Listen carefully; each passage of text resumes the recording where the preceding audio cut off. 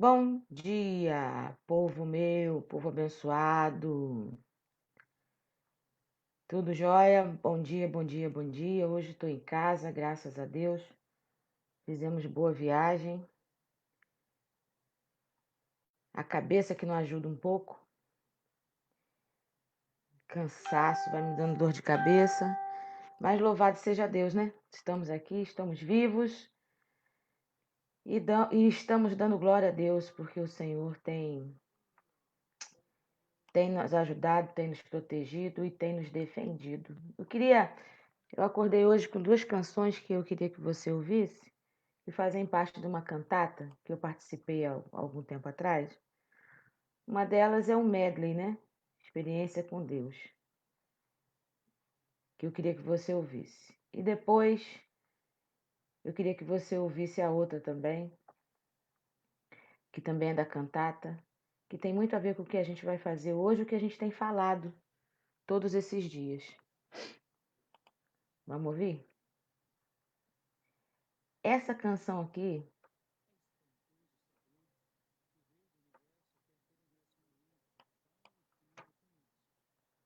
Ele espera que nos juntemos a Ele no esforço de trazer o mundo de volta para si.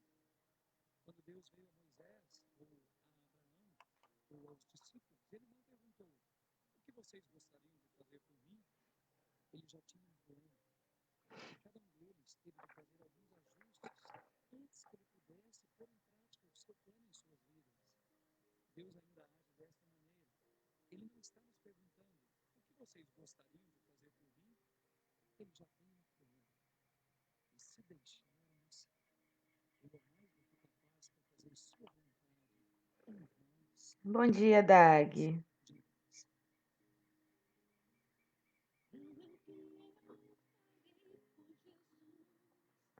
Mas o que há em mim?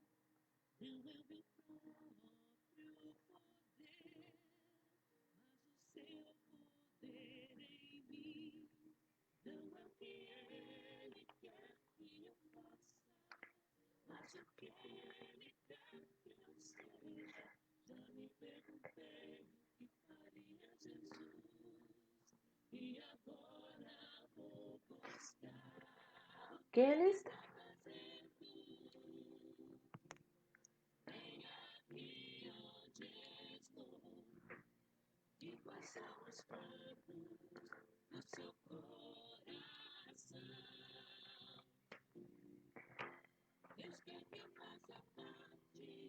Bom dia, linda.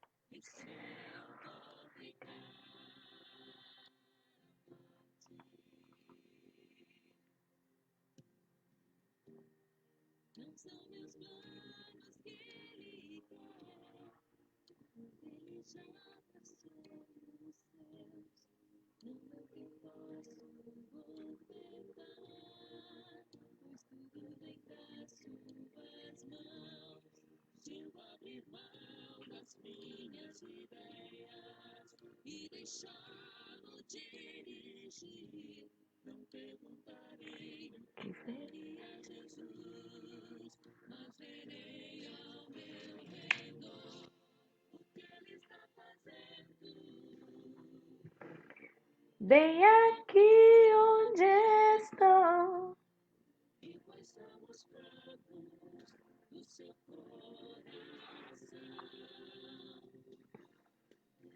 Deus quer que eu faça parte.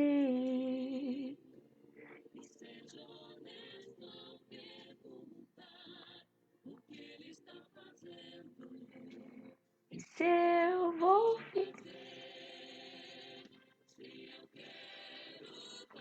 Você quer participar do que Deus está fazendo?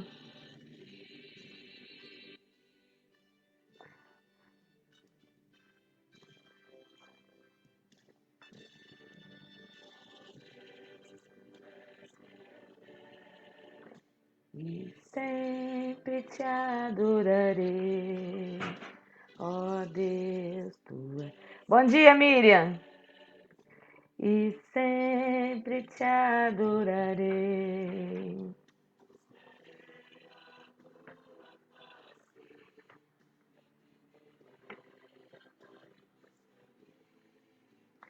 e para sempre te seguirei.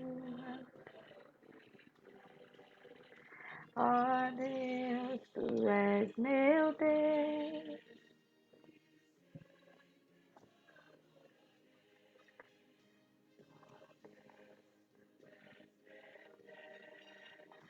E sempre te adorarei, buscarei a tua face, andar em teus caminhos, sempre.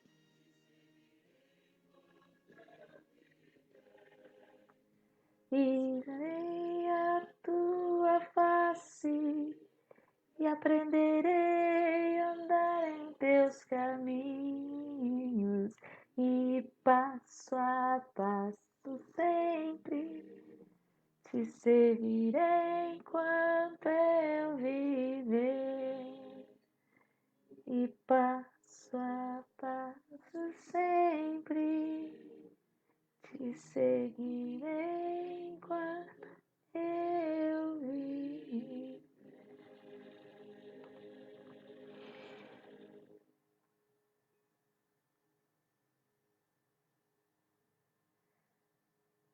Como diz o pessoal, gente, se não for para ser assim, eu nem quero. Querido Deus, Eu nem quero. Se não for para ser assim, não dá nem para viver. Se não for para fazer a vontade de Deus e participar do que Ele está fazendo, não tem razão de ser. Não tem razão de ser, não tem razão de existir. Pastor Josimar, que vai fazer a live comigo hoje, ele está chegando na igreja, porque ele usa o gabinete, a internet do gabinete, e ele está se encaminhando para lá. E eu falei para ele que eu ia esperar por ele, mas essas duas canções já estavam mesmo na minha mente para compartilhar com você. Então nós vamos adorar a Deus enquanto ele chega. É da mesma cantata, Experiência com Deus. Para quem vai começar o estudo aí com o Bispo Edmundo, do livro Conhecendo Deus e Fazendo a Sua Vontade, essa cantata é baseada nesse livro, desses estudos que ele vai começar. Que essa seja a nossa oração.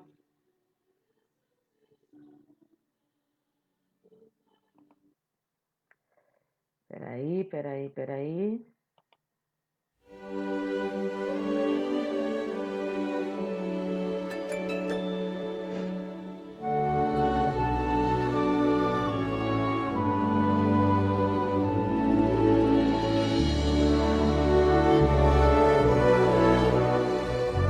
Vocês estão ouvindo a música, então, né?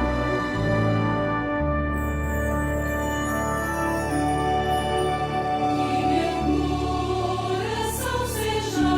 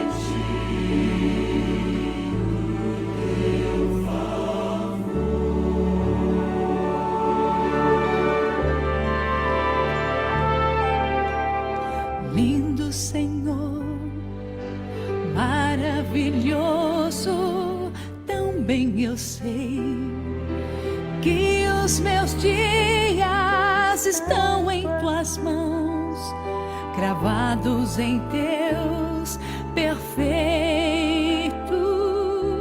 planos. Tu me chamaste em tua presença e me guiou. O Espírito Santo vem ensinar minha vida a viver em teu querer. Quero atender o teu chamado, quero te honrar, separa minha vida pra ti. Quero ser só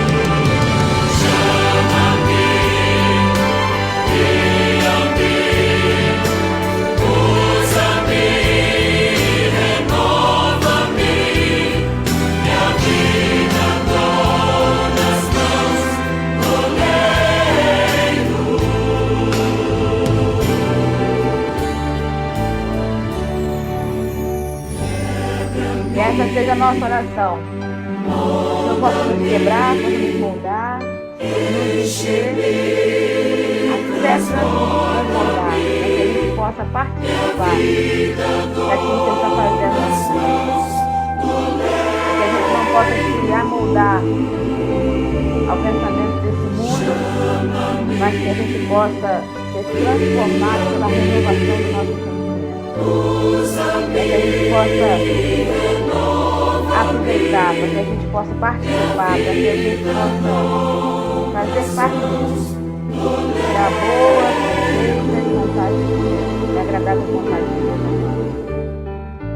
Precisamos. Se nós queremos um avivamento,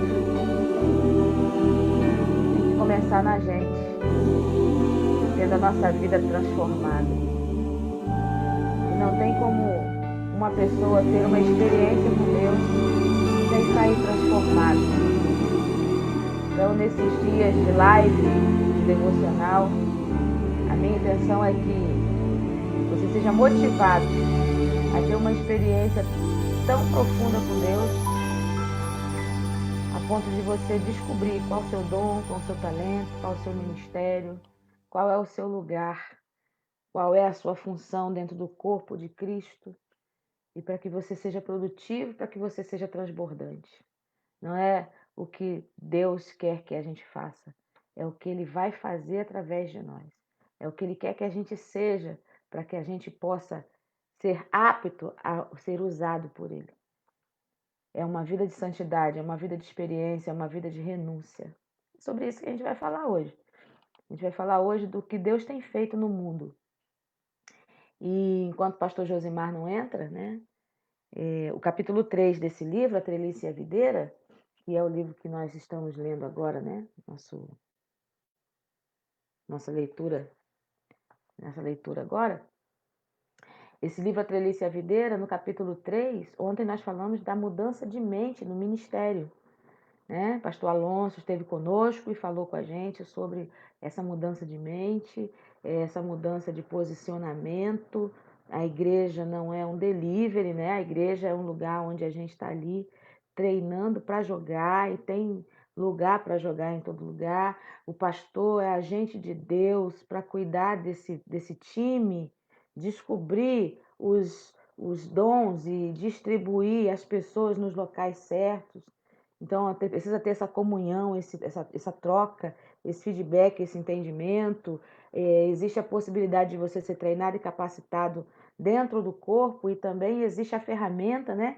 Que é você estudar e se capacitar cada dia mais.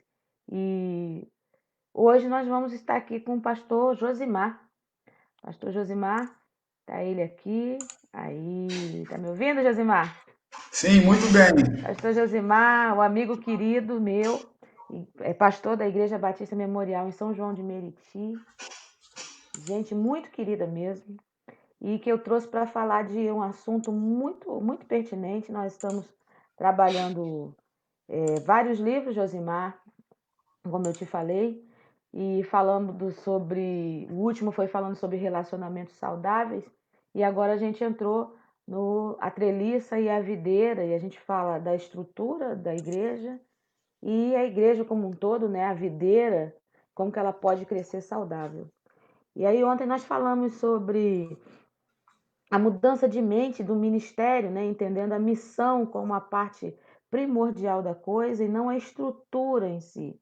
E dentro da gente entender a missão, a gente precisa mudar a mente de que a missão é só para alguns e não para todos, e que né, todo mundo está ali para ser servido e um para servir, que é o pastor. E dentro disso, a gente precisa, conforme foi falado ontem com o pastor Alonso, a gente precisa se descobrir os nossos dons, os nossos talentos, descobrir para o que a gente foi chamado dentro do corpo, para que essa videira cresça saudável e frutifique, e que é preciso haver uma mudança de mente nossa, a transformação, a metanoia, de entender que Deus vai nos usar sim, mas através de uma transformação dada por Ele, não uma transformação do mundo. Aquelas ideiazinhas que entram na igreja e que vão dando aquela mirrada na igreja. E hoje, o capítulo que a gente vai falar é o que Deus está fazendo no mundo. O que Deus está fazendo no mundo e esse mundo que a gente está vivendo aí. Eu chamei o pastor Josimar para a gente conversar de um tema muito bacana, porque quando eu falo do que Deus está fazendo no mundo, eu procuro sempre dar essa tônica prática da coisa, né? Não uma coisa assim subjetiva, uma coisa assim bem prática. O que Deus está fazendo no mundo, a gente precisa perceber o mundo que a gente está vivendo e todo o seu discurso. Porque se a gente quer que a videira cresça saudável, como a gente falou ontem e antes de ontem, a gente precisa perceber a terra que ela está plantada, o adubo que ela está recebendo, se ela está sendo bem cuidada, porque não adianta você ter uma mega estrutura, uma mega igreja, ter todo o aparato, você gastar dinheiro com livros, com seminários, com congressos, fazer vários eventos, mas você não dá um alimento sólido, um alimento saudável para essa videira. Essa videira, ou ela vai produzir um fruto ruim, ou ela não vai produzir fruto nenhum e não adianta estrutura nenhuma. Um desses pensamentos que eu chamei exclusivamente o Josimar, pastor Josimar, para falar comigo, e aí eu sempre vou pedir perdão ao Josimar, como eu pedi para o Alonso, porque a proximidade é tanto que às vezes a gente esquece de botar o pastor na frente. E não é falta de consideração, os irmãos que vão ouvir a nossa conversa aqui, eu sei que você não tem problema nenhum com isso, mas não é desmerecendo o pastor que é, não. O pastor é muito precioso, inclusive. Tá? Mas aí, de vez em quando, a gente vai bater esse papo assim, porque a gente é amigo. Se não fosse amigo, não ia nem chamar para bater papo comigo, né? Ainda mais desse tema. Porque eu chamei o Josimar para falar sobre esses papéis que a família passou a absorver, que a sociedade tem jogado as informações, e a gente, às vezes, puxa isso para dentro da igreja. E isso tem matado a videira. A família é a primeira célula da sociedade, e se a família estiver forte, a igreja vai estar forte também. Ontem, nós estávamos conversando sobre um desenho. Foi Bruno, nosso sobrinho, que falou. Um desenho que estava passando aí, onde a bandeira LGBT estava sendo assim bem divulgada, e a criança tinha 2 pais, tinham 2 mães, e falava abertamente sobre homoafetividade de uma forma natural. Essas são coisas que estão sendo inseridas dentro do nosso contexto igreja, né? E aí a gente vê movimentos como maçonaria, para reafirmar o papel do homem, porque a sociedade quer enfraquecer esse papel. E a gente vê movimentos sociais como o da masculinidade tóxica, que diz que tudo e qualquer coisa que a gente reafirme o papel do homem é tóxico, porque a sociedade diz que o homem não pode chorar, que o homem não pode usar rosa, que o homem não pode brincar de boneca, que o homem não faz serviço doméstico, que o macho de verdade não vai ao médico. E aí eles pegam e começam a puxar para os extremos. O que isso tem acontecido na igreja? Isso tem enfraquecido a figura do homem em casa, enfraquecido a autoridade do homem em casa e, consequentemente, toda e qualquer ideia de autoridade se enfraquece, porque Deus colocou o homem como parâmetro da sua própria autoridade, que é a autoridade de Deus, né? O homem foi feito à imagem e semelhança de Deus, a ele foi dado a responsabilidade de coordenar, de dominar, de ser mordomo das coisas que Deus fez, tendo a mulher como a sua ajudadora, e tem algumas responsabilidades que eu li aqui antes de ontem, de macho e fêmea, que são pertinentes a cada um dos dois, não por causa de competição ou de sobreposição, mas é porque são responsabilidades e papéis.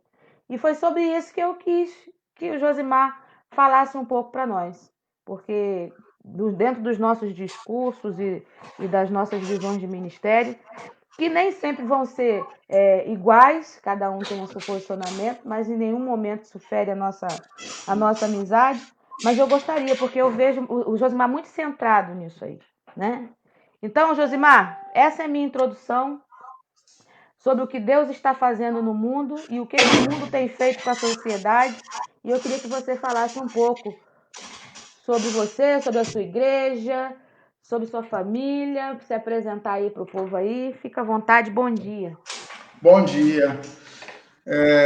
Então, bom dia, pessoal. Eu cheguei correndo aqui, preparando algumas coisas, mas graças a Deus aí peguei, não atrapalhei, né, esse começo do bate-papo. Na verdade, eu vim para a gente bater um papo, né? Eu sou pastor aqui em São João de Meriti, né? Atualmente só tenho o ofício pastoral, né, a liderança da Igreja Batista Memorial como função. Sou casado com a Vanessa, pai do Arthur, né, que tem 15 anos, e da Aurora, que completou agora 4 anos, né, no último mês de abril. Falando sobre esse livro, eu fiz uma série com a igreja aqui no ano passado. Pensei que eu ia entrar rápido e sair rápido. Eu tenho um problema com séries de mensagem porque eu consigo entrar e não consigo sair.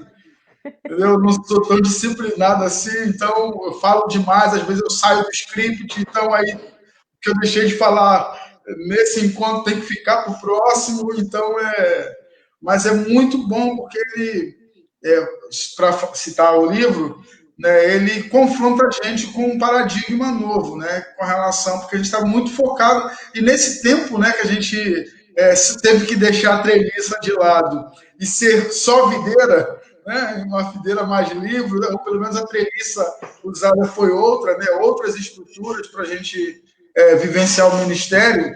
Então ele acaba, quem já passou por ele, de repente não é tão impactado, porque começou a fazer essa diferença do que é treliça, que tem o seu valor e importância, e o que é videira verdadeiramente, né? Para que a gente possa, de fato, nunca substituir aquilo que é principal em favor daquilo que é meio ou secundário.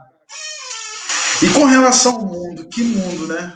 Assim, Deus chamou a gente para viver um tempo realmente bem difícil para quem quer caminhar de acordo com a direção de Deus, né? Porque a gente está vivendo aquilo que o Bauman conseguiu colocar, né, ou implantar como uma sociedade líquida que vem lá de trás do Marx, né, o que é sólido tem que se desfazer, e aí você vai diluindo todas as estruturas que a gente conhece. Dizendo que a gente está falando de estrutura e do que é videira, mas existe, a videira existe, ela tem o seu valor, né? Não é ela que faz com que o ramo possa crescer direcionado para dar frutos.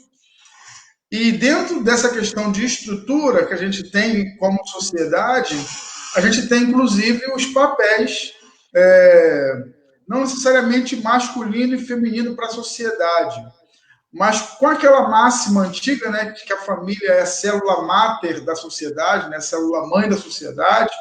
Então, eu acho que Deus ele colocou principalmente os papéis dentro desse contexto de família, para que justamente a partir desse contexto, né, a sociedade fosse se desenvolvendo de um modo saudável. A gente sabe que a gente não vive no mundo ideal, a gente vive no mundo real, que é um mundo caído na perspectiva que a gente considera que é a perspectiva bíblica, né, da queda do homem, o afastamento do homem dos propósitos de Deus.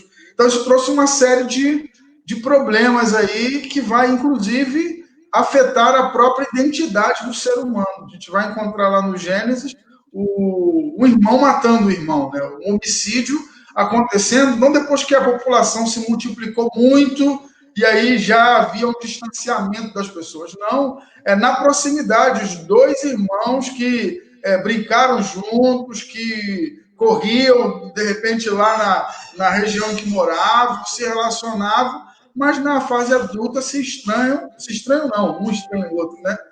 A inveja, essas coisas. Então, assim, começa a haver, então, essa rivalidade, essa inveja, esse problema que eu vejo de Caim ali, na própria identidade dele. Ele não conseguiu ver o outro como seu irmão. No que diz respeito à identidade de homem e mulher, especificamente, eu vejo na Bíblia, assim, embora uma carga cultural muito forte, mas a gente vê uma ênfase pela identificação clara de quem é homem e quem é mulher. Então, isso fica assim, pelo menos a gente pode fazer uma interpretação da palavra de Deus, de que Deus define muito bem essas identidades. Embora existam os pensamentos, né, de que o homem só é a imagem de Deus, eu acredito que o homem é a imagem de Deus e a mulher é a imagem de Deus. Há aqueles que acreditam que a imagem de Deus está revelada apenas nos dois, né, no encontro dos dois, do homem e da mulher. Na minha perspectiva, o indivíduo, seja ele macho ou fêmea, expressam a imagem de Deus. Eu não sou parte da imagem de Deus, você, Raquel, não é parte da imagem de Deus. Né? A imagem de Deus está expressa na nossa capacidade de ser humano, né? De ser pessoas que têm capacidade cognitiva, enfim, várias outras características que estão relacionadas não à nossa forma, mas ao nosso ser, né? É mais ontológico, lá dentro da nossa natureza. E com relação a esses papéis, né? É interessante que a gente está trabalhando aqui na igreja, eu tenho um pastor, membro aqui da igreja conosco, né? Ele é auxiliar na igreja, né? Já foi até reconhecido nessa condição, e ele trabalha, o pastor Jonas, ele trabalha com o Ministério de Homens. Ele trabalha com o Ministério de Homens, a esposa com o Ministério de Mulheres. E na terça-feira, a gente tem uma live, ele começou a propor um estudo sobre aquele livro da editora Naos, O Homem Bíblico. É um livro que eu vejo que alguns mais, vamos dizer, progressistas criticam, porque ele volta a esses fundamentos bíblicos da identidade masculina. E alguns talvez não concordem com alguns desses pressupostos, enfim. E o Roberlan falou para a gente sobre o papel do marido na terça-feira, né, baseado nesse conteúdo. E uma das coisas que eu destaquei, né, depois de ter uma conversa, é que, por exemplo, a mulher, né, e aí na live, quando o Roberlan falava, invariavelmente ele acabou citando lá, né, o marido que ama a sua esposa, né, e antes disso veio o quê? Mulheres sejam submissas ao vosso marido. E como é uma live no Facebook, muitas mulheres participam também. A gente tem homens participando da live das mulheres, tem mulheres participando da live dos homens, é assim. E uma pessoa, né, até aqui na igreja, uma irmã nova coisa, falou assim: não gosto dessa palavra, submissão. Sem entrar no mérito, né, tem um porquê muito particular dessa afirmação, mas, do modo geral, quando você chega num plenário e faz uma citação pura e simples desse conceito, já há um plenário feminino, por exemplo, já há uma boca torcida, um senho franzido, porque há uma sensação de que isso diminui a mulher enquanto mulher. Mas aí, para a gente entender lá o que Paulo está dizendo lá ao homem e à mulher em Efésios 6, a gente tem que voltar lá para o Gênesis. Porque lá no Gênesis, Deus cria um homem, né? E aí eu entendo que ele dá ao homem, não ao homem sexo masculino. Eu, às vezes, uso a palavra gênero, mas eu evito, né? Sexo masculino. Não deu ao homem sexo masculino, mas deu à humanidade a tarefa de administrar a criação. Sim. E nessa missão, ele percebeu que o homem estava só na missão, só afetivamente, né? Ele não tinha um igual para conversar, né? Imagina o homem, ele estava, imagino, já viu aquele filme O Náufrago, né? Com Tom Hanks, né? Wilson! O Wilson.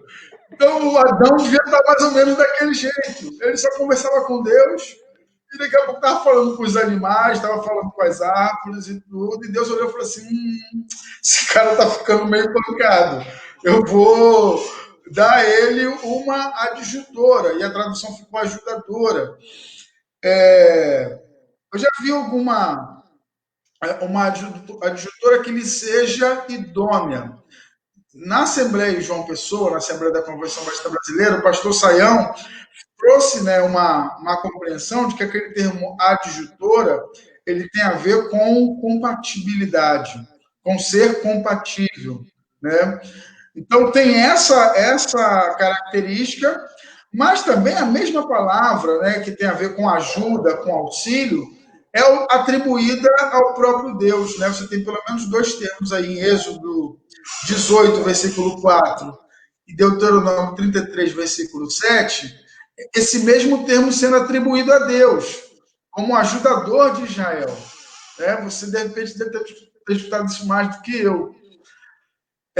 Isso demonstra para a gente que ser o ajudador não diminui, porque Deus, que é o grande eu sou, é apresentado nos mesmos termos que a mulher é apresentada no Gênesis. É melhor ajudar do que atrapalhar, né? É melhor ajudar do que atrapalhar. É melhor ajudar do que atrapalhar. Tem duas frases populares aí, uma de uma música famosa, né? Que é impossível ser feliz sozinho, mas tem uma outra que diz também antes só do que mal acompanhado. É verdade. Então, assim, as duas coisas têm que ter aí uma observação.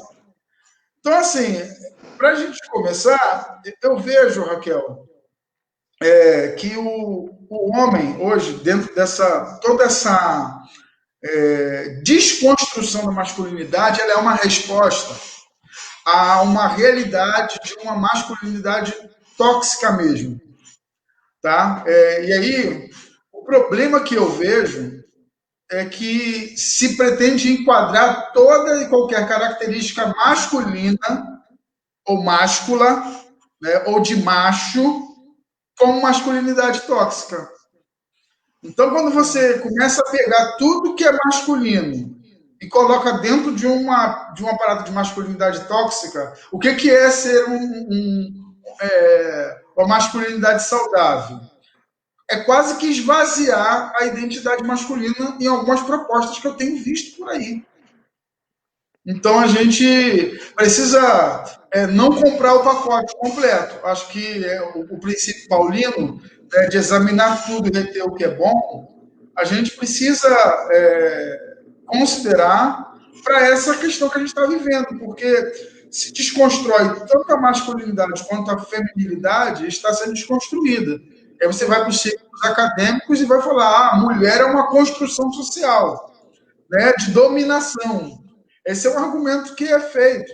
Mas por quê? Eu vejo isso tudo como resposta ao homem, e aí eu digo o sexo masculino de um modo geral, não ter vivido a masculinidade bíblica, ter uma sombra daquilo, né? Pegar alguns elementos assim, e aí, de fato, pegar o elemento, por exemplo, de dominação, que Deus fala, domine sobre todas as coisas, e é o homem exercer, inclusive, a opressão sobre a mulher. Ser submissa não é ser subjugada.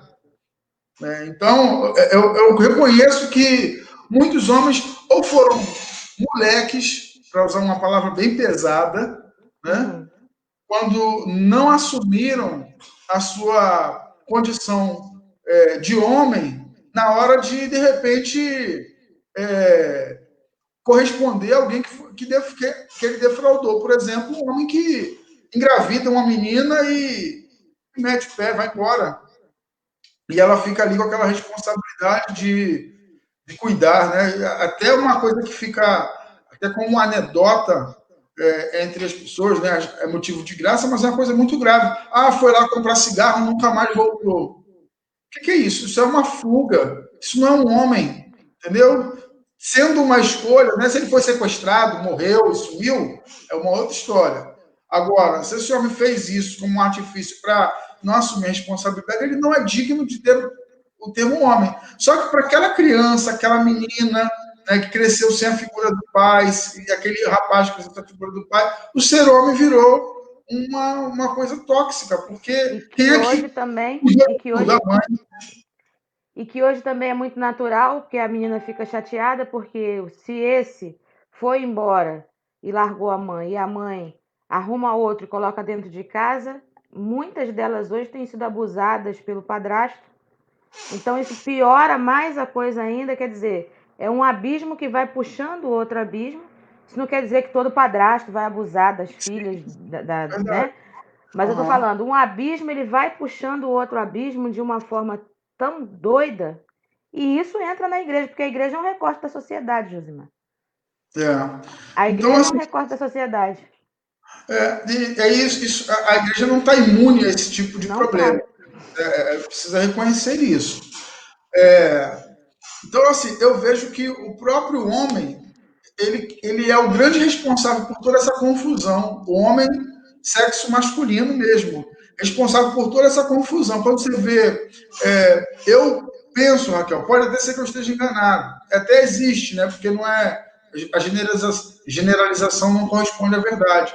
Mas boa parte dessas meninas que têm um discurso muito forte, né? E hoje eu vejo muito que é chamar macho escroto.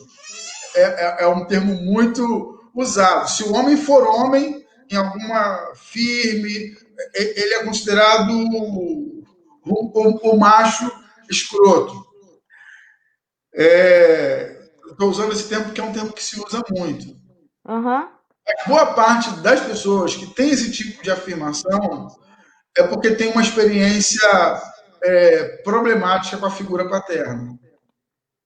entendeu? Eu sei que tem outras que talvez não tenham tido nenhum problema, embarcaram numa onda aí em termos de faculdade ou de influência de mídia e tudo mais, mas boa parte dessas que são as mais aguerridas, e aí eu digo que assim, a gente não pode olhar, aí é tentar usar, fazer um exercício que as próprias feministas tentam encorajar as pessoas a fazer, de fazer empatia, de me colocar no lugar dela. Quando eu olhar para aquela jovem que está combatendo tanto uma ideia de masculinidade que a gente encontra na Bíblia, porque quando se combate a violência contra a mulher, não tem macho ou fêmea que pode ser a favor. Né? Quando se combate qualquer tipo de opressão contra a mulher ou a criança, não tem macho ou fêmea que pode ser a favor. Mas quando se combate, por exemplo, algumas figuras ou algumas apresentações que estão na própria Bíblia como identidade do homem, por exemplo, existe um movimento que combate, por exemplo, o cavalheirismo. É como se, por exemplo, Elias chegasse para você com um buquê de rosas e você falasse assim, olha, eu não quero receber isso porque isso é um instrumento de dominação. Você vem me engabela com isso daí, me conquista, depois vai me explorar. Deixa eu falar. Eu não gosto de flores, mas é que eu tenho pena delas, porque elas morrem. Morre, Então, né? se quiser me dar, se ele quiser me dar no vaso plantado, tá tudo certo. Arrancar, não arranca, não. A Vanessa fala isso, que flores é um presente que dura pouco. É melhor dar um presente que dure mais. Mas esse A tipo José está perguntando se essas coisas não são uma estratégia satânica de desmoralizar a criação de Deus. Eu entendo que sim. Porque, na verdade, qual é o propósito de Satanás? Né? Senão o de afrontar a Deus. Né? Eu entendo que Satanás ele tem essa vontade, né? Porque ele já sabe que é derrotado. Né? Ele quis ser maior, né, do que o Altíssimo. Então, o propósito dele é afrontar a Deus, é desonrar a Deus, é apagar a própria visão de Deus da história. E, inclusive, arrebanhar muitas pessoas para que... Qual a maneira que ele tem para atingir a Deus? Ele não pode atingir a Deus diretamente. Então, a maneira como ele tem de atingir a Deus, a gente pode pensar... Né, a Bíblia usa essa linguagem, né, sobre o Espírito Santo ficar triste. Né? A gente não entende como é que é isso perfeitamente na eternidade. Porque a gente sabe que no céu não há lágrima, não há choro, não há tristeza... Né? Mas há alguma maneira de afetar a Deus a partir da criação. E eu entendo que essa é uma estratégia realmente, uma das coisas que Satanás age no mundo para tentar apagar Deus da história, para tirar Deus do centro da criação. Né? Então, certamente. Agora, é como o Éden. Voltando para o Éden, a gente sempre volta para o Éden, que tem muitos ensinos lá importantes. Né? Então, o fato de Satanás ter seduzido a mulher, que por sua vez seduziu seu marido para desobedecer a Deus, não elimina a responsabilidade humana. Então, se Satanás está agindo no mundo para desconstruir toda essa realidade estabelecida pelo Senhor, a gente pode reconhecer como verdadeira essa afirmação. Mas isso também não elimina as responsabilidades humanas. Isso aí eu, assim, sento na cadeira de homem, né, analisando a história, e falo assim, caramba, o homem fez muita bobagem. O homem fez muitas coisas que afetaram a mulher, ou as mulheres, e agora a gente está pagando um preço alto por isso. Porque está sob júdice a identidade masculina. Por exemplo, uma pensadora chamada Camille Paglia, eu não sei se eu estou pronunciando correto, ela é uma intelectual, ensina na Universidade de Yale. Ela deu uma entrevista para a Veja, você encontra ela na internet, e ela fala: os homens estão perdidos dentro desse contexto. Porque ainda bem que eu sou casado, né? Eu casei no século XX, não, casei no século XXI, casei em 2003. Mas imagina agora o garoto, né? Antigamente, o homem sempre tem aquele negócio eu vou usar uma expressão, eu sei que o público deve ser majoritariamente feminino, então Sérgio Rosa está aqui, não, ó. Falaram Sérgio alguma coisa? Rosa está aqui, Elias Ribeiro está aqui, tem homem aqui, o Elias Não, Teófilo está imagino. aqui. Mas eu acho que É. majoritariamente deve ser mulheres aí que se interessam mais pelo tema. Aham. Mas o homem, na história, ele tinha aquele papel de fazer a dança do acasalamento, né, para usar uma linguagem primitiva. Né? Ele que tinha que fazer alguma coisa para conquistar, né, para atrair a fêmea e aquela coisa toda. Imagina agora um garoto. Como é que ele tem que fazer para conquistar a menina que já tem esse germe de ideias feministas, né? De que o homem não de que o cavalheirismo, por exemplo, é um instrumento de dominação masculina, né? Que a invenção da mulher ela é uma invenção, uma criação social para a dominação da mulher. Então, essas ideias elas estão presentes aí na internet, na academia, né? Então, assim, eu falei, ainda bem que eu sou casado, né? Eu espero não ficar viúva, eu espero que morrer antes da Vanessa, para não ter trabalho de casar de novo. Mas A porque está anuidade muito. está paga, Josimar? Ah, A anuidade está paga? paguei, Então, fala para paguei. ela. E porque está Ai, muito Jesus. difícil. Imagina o cara chegar assim, se ele chegar, é, aí ele não vai entender qual o perfil, porque, olha, Gente, peraí, Josimar, anuidade paga é uma brincadeira entre pastores, porque a gente que é filiado à Ordem dos Pastores, o cônjuge tem a tranquilidade de sepultar o seu cônjuge tranquilamente, se ele vir a falecer, e se a gente morrer por acidente, o cônjuge mete a mão em 50 mil. Então a gente fica brincando, é piada interna, tá, gente? Tá, a anuidade está paga, porque aí a gente deixa a pessoa numa boa situação. Mas Josimar vai viver uns 100 anos ainda, não... Tranquilo, relaxa. espera. Então, assim, aí o rapaz ele não pode fazer, de repente, aquilo que era muito comum na minha geração, em gerações anteriores, desse processo de conquista, né, de aproximação, e Tecer um mesmo no contexto da elogio, igreja. achar que achou o cabelo bonito, a roupa tá bonita. É, Aí já é assédio, não pode. e se elogiar. Fala assim, não, tem gente que fala assim, ó, não quero elogio, eu quero respeito. Entendeu? Então, assim, tem umas. Teve um caso com uma colega aqui no seminário, que o diretor do seminário da mesa, depois em off a gente esclarece, da mesa, ele fez uma brincadeira, né? A gente está protegendo, e a pessoa responder rispidamente lá do plenário, para todo mundo ouvir que não precisava da proteção de ninguém. Entendeu? Então, assim, a gente está vivendo um tempo onde há muito melindre também. Então, é por isso que a Mili Paglia fala que o homem está perdido. Porque se ele for homem, se ele se naturalmente exercer a sua. Aí ela falou assim: os homens estão se isolando aonde? Nos contatos entre homens. Ela está dando uma entrevista para a Veja.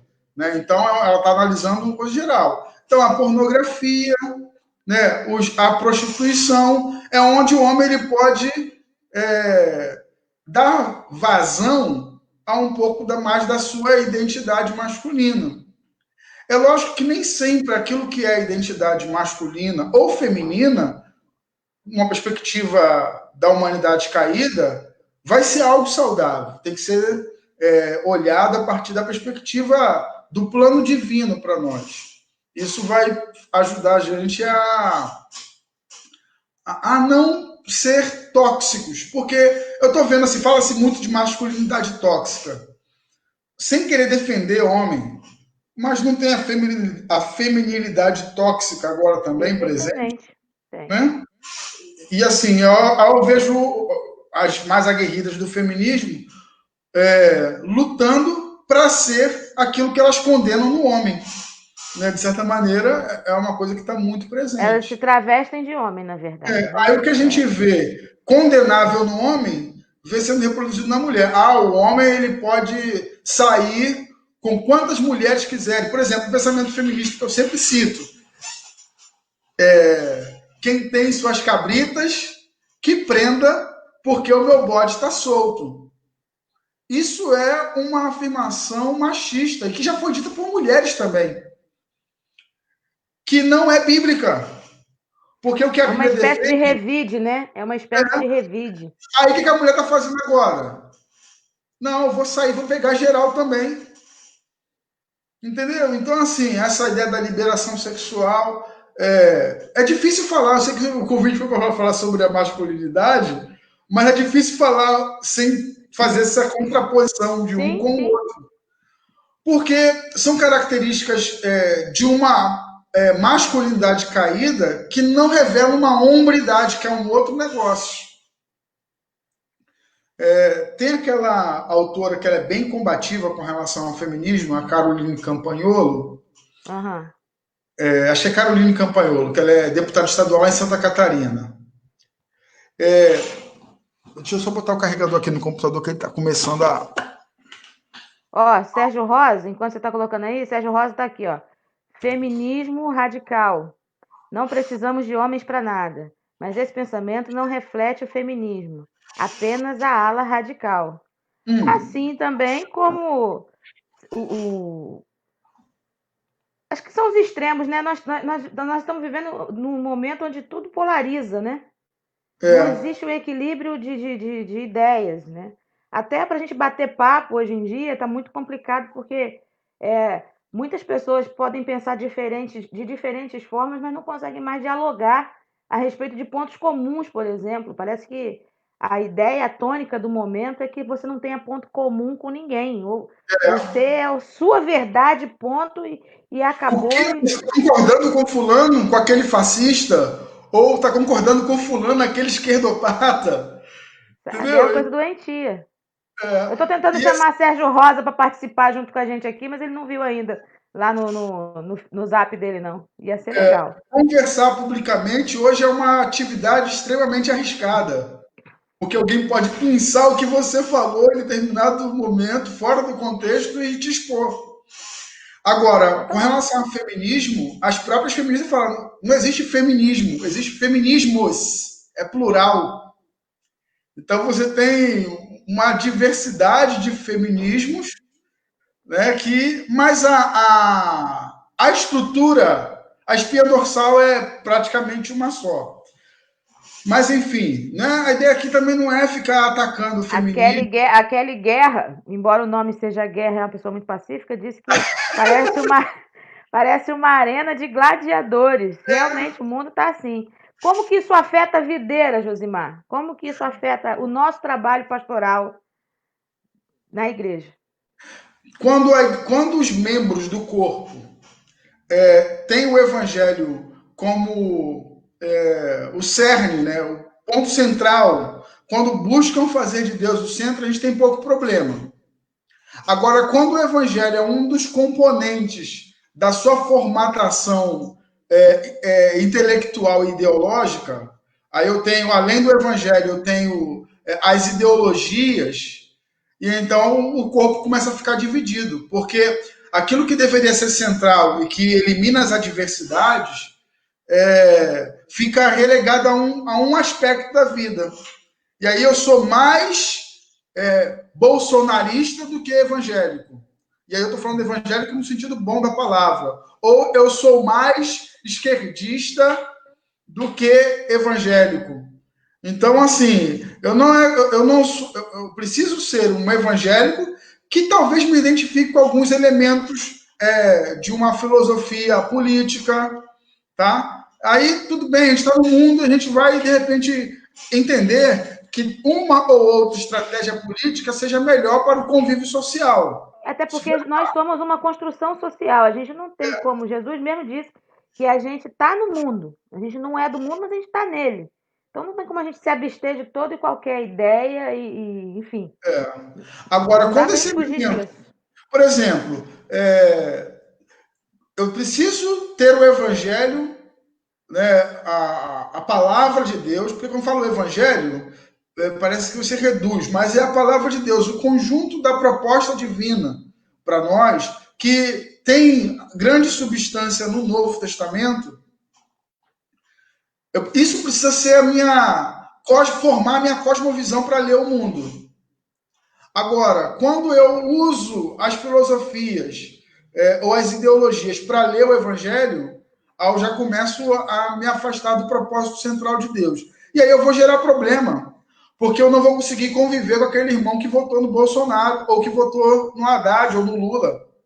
Entendeu? Eu vou sempre ter assim, e eu vou culpar. Se de repente eu estou vivendo sob determinado governo, que aquele outro votou e eu não votei nele, né, nesse contexto de polarização, eu vou ter problemas no corpo, porque aquele irmão, quando ele for assumir um púlpito, por exemplo, sem ser pastor, a gente está até assim, a gente está vivendo um tempo um pouco estranho, porque, por exemplo, hoje você vê poucos não pastores pregando.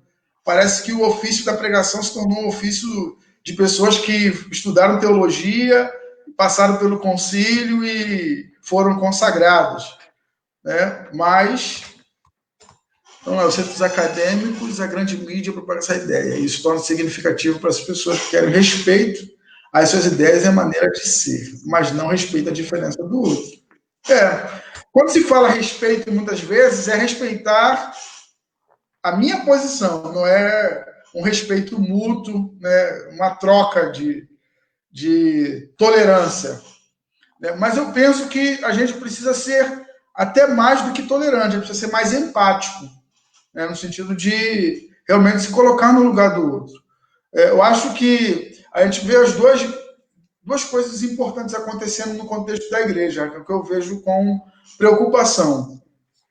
Uma igreja que se tornou, e aí eu vou usar porque é um termo presente e a gente observa, uma igreja que se tornou bolsonarista e outras igrejas que se tornaram esquerdistas.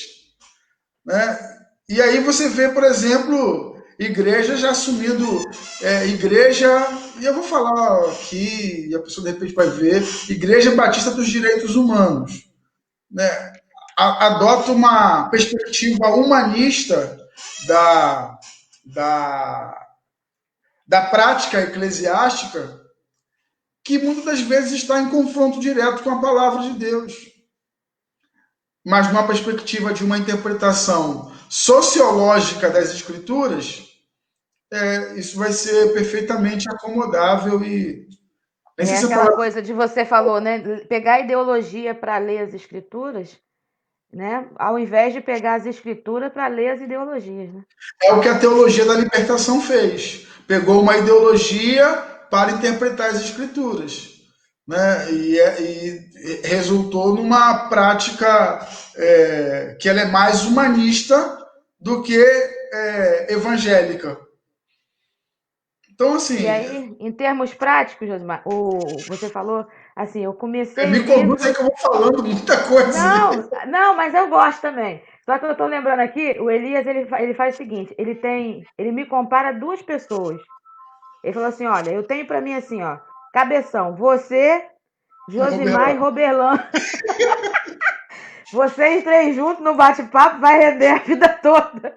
Porque vocês têm muito conteúdo, então vocês vão falando. Ah, tá. Ele fica comparando nós três. Tá aqui do meu lado, depois de ter dado 4 voltas aqui na nossa pracinha aqui do condomínio aqui. Josimar, você é pai de um rapaz e de uma moça. Qual é o desafio de você educar um homem, deixar um homem pronto para a sociedade e uma mulher pronta para a sociedade e para a igreja nesse tempo que a gente está vivendo, de polarizações, como a gente está falando, de, como a Kelly Guerra falou aqui, que a empatia, que é uma palavra da moda, mas que poucos sabem o valor, o seu significado, de tantas essas considerações que a gente está batendo papo aqui e você está colocando e o povo está aqui comentando, eu estou pensando só algumas coisas, interagindo. Qual é o desafio da próxima igreja? A igreja do Arthur e a igreja da Aurora, dentro desse panorama que a gente está vendo aí acontecer. Porque a centralidade tem que ser a centralidade do Evangelho. O homem e a mulher, Arthur e Aurora. Um dos desafios, Raquel, tem a ver com o conselho que Paulo deu a Timóteo. cuida de ti mesmo e da doutrina e do ensino. Né? E aí você tem a doutrina como a prática do ensino e tem a doutrina como é o corpo doutrinário que a igreja tem. A gente corre o risco de ter uma declaração doutrinária num documento e ter uma prática completamente dissonante do que está ali afirmado como as crenças doutrinárias. Então, esse é um primeiro aspecto. Eu acho que um desafio para a igreja no futuro vai ser um desafio doutrinário.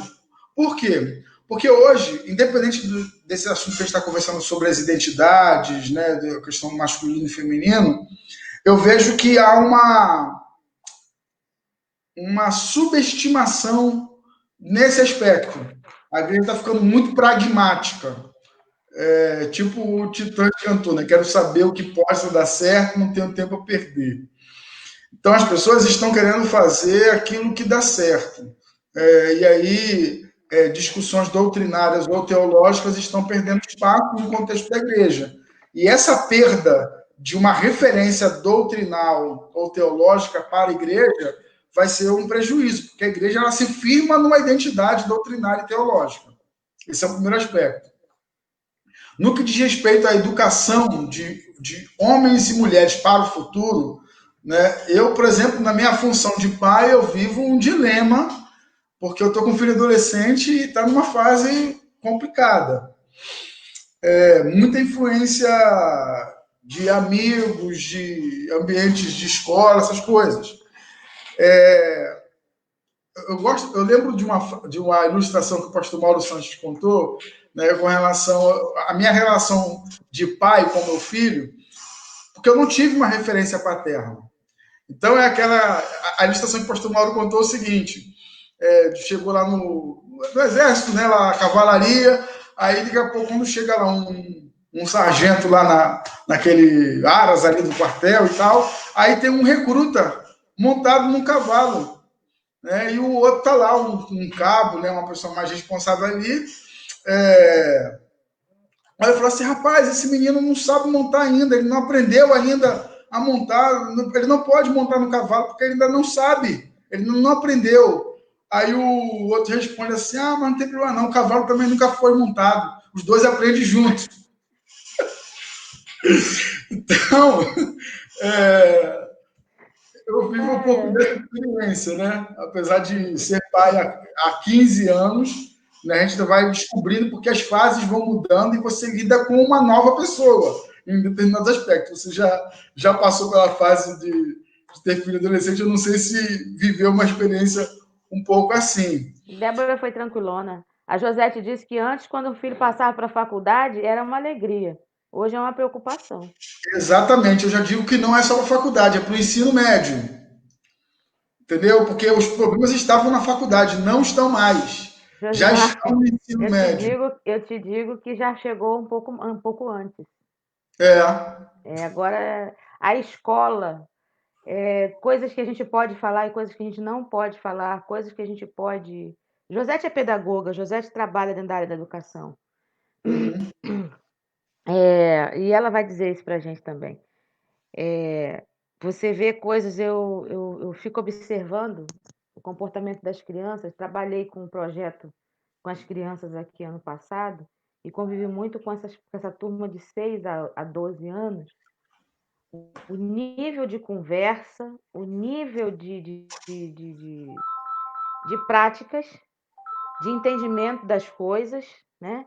A adultização, né? E uma vez uma menina, a Débora ainda não era casada, e eu assumi a tapera, e aí a menina chegou para Débora brincando, Débora tinha 19 anos, Débora casou com 21.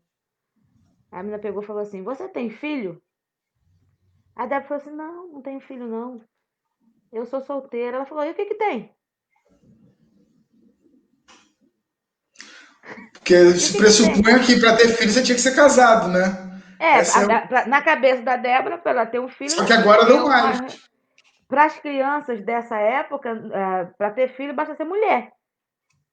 Né? Foi mulher, depois de uma certa idade, Quantos anos você tem? 19. Você não tem filho? Como se fosse assim, é um absurdo, né? Porque as meninas estão engravidando com 12, 13 anos de idade. Uma pessoa com 19 anos não tem filho, né? Mas não, porque eu não sou casada, eu vou casar ainda. Mas o que que tem? Ué, o que que tem? São coisas assim. A minha sobrinha mais nova, 6 anos de idade, comentando sobre um vídeo na internet de umas meninas, coisa assim, que parecia assim, ser muito infantil.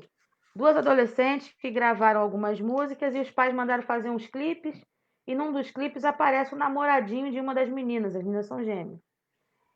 E aí a minha sobrinha me explicando o vídeo, falando assim, ó, esse dali é crush daquela dali. Aí eu, crush? O que é crush? Então, tia, tipo assim, 6 anos, tipo assim, crush é assim, ele gosta dela e... falei, não, então é um namorado. Não, tia, não é namorado. Crush não é namorado.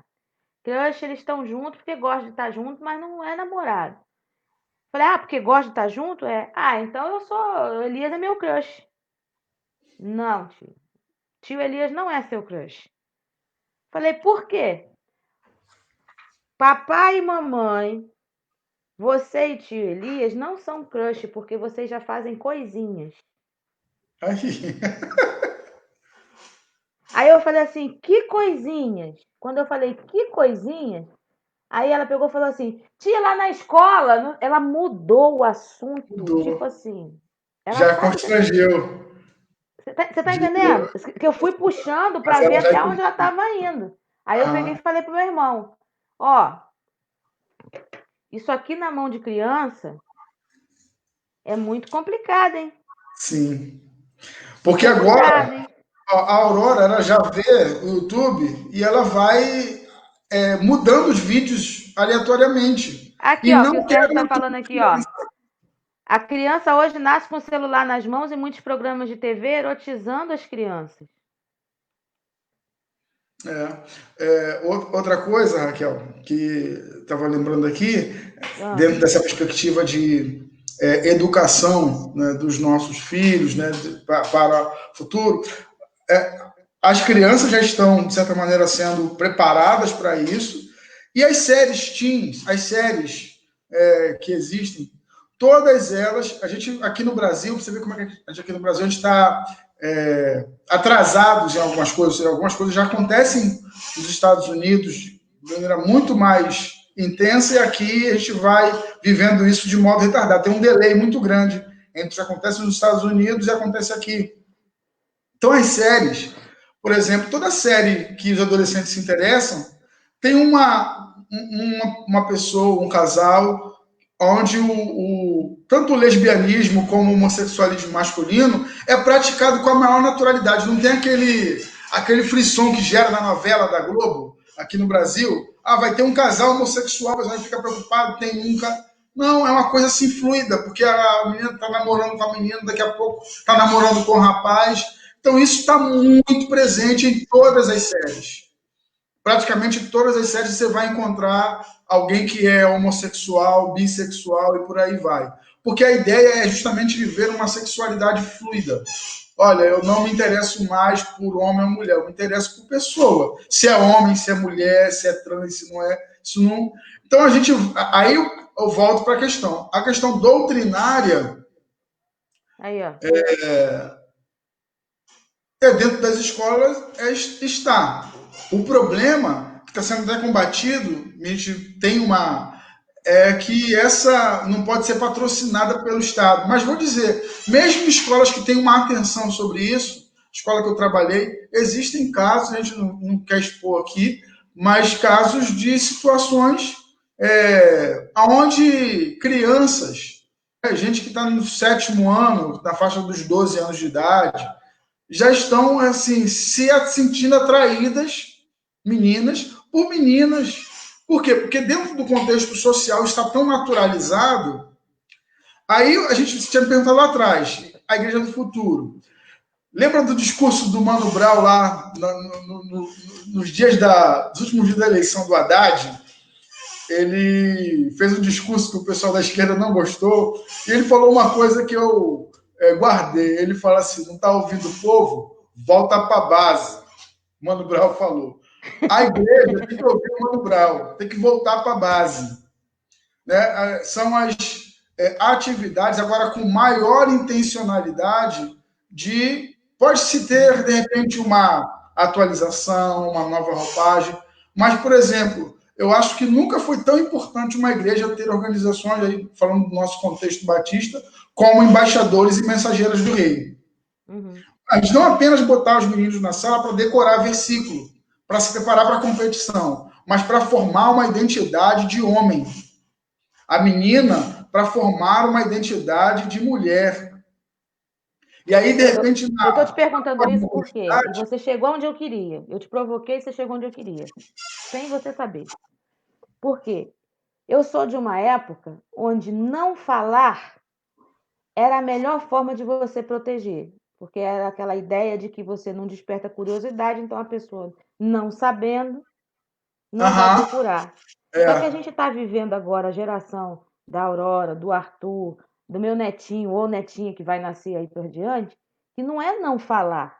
Agora é como falar. E aí tem a importância dessas organizações que você está citando aí. Pode continuar. Porque dentro desse contexto, algumas coisas que a família está falhando, uma organização dedicada pode suprir.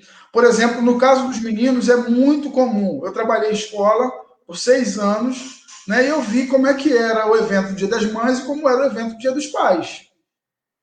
A escola fazia questão de realizar esse evento, porque ela entendia que precisava reforçar essas questões. A escola hoje até se tornou, no documento, uma escola confessional. Porque no Dia dos Pais, muitos pais assim que abandonaram os filhos, né? Deixaram a família e deixaram os filhos.